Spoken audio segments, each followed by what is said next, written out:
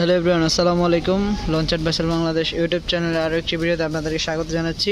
নতুনভাবে নতুন দেশ স্বাধীন বাংলাদেশ, স্বাধীনতার পরে দ্বিতীয় স্বাধীনতা যেটি, তারপরে প্রথম ডগ আপডেট আপনাদের মাঝে নিয়ে আসলাম এমবি জামাল একের মাধ্যমে।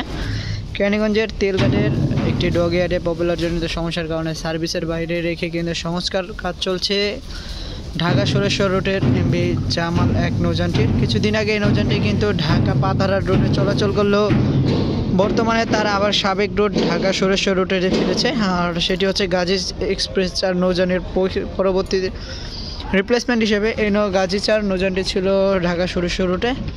নৌযানটিকে স্কেপ করে ফেলা হয় কিছুদিন আগে, এখনও স্কিপিংয়ের কাজ চলছে, অল্প কিছু কাজ বাকি রয়েছে, তাছাড়া পুরো বডি এখন প্রায় অদৃশ্যমান।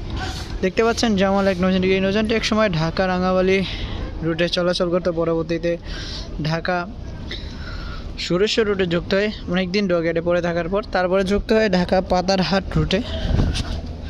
আর সেখানে ঢাকা পাতারহাট রুটে কাঙ্ক্ষিত যাত্রী না থাকার কারণে সেখান থেকে বিদায় নিয়ে কিন্তু এবার যুক্ত হলো আবারও তার সাবেক রুট ঢাকা শরীয়তপুরের একটি রুট। এই রুটটি ছিল একসময় একটি জমজমাট একটি রুট। পদ্মা সেতু আর পরে না, সেই রুটে যাত্রীর ভাড়া পড়েছে, যেমন পোবালি মতো স্পিড স্টার নৌযানও কিন্তু ছিল এই রুটে, সেটিও কিন্তু কেটে ফেলা হয়েছে।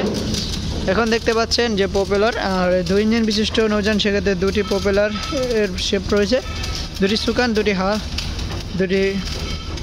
সুকান, 2টি পপুলার রয়েছে। এগুলোকে খুলে ফেলা হয়েছে।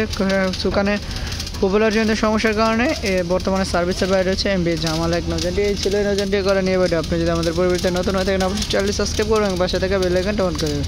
আপনার যদি কোনো ভিডিও রিকোয়েস্ট থাকে অবশ্যই আমাদের কমেন্ট বক্সে জানাবেন। সবাইকে ধন্যবাদ, দেখুন সাথে থাকবেন। সবাই সুস্থ থাকবেন, ভালো থাকবেন। আসসালামু আলাইকুম।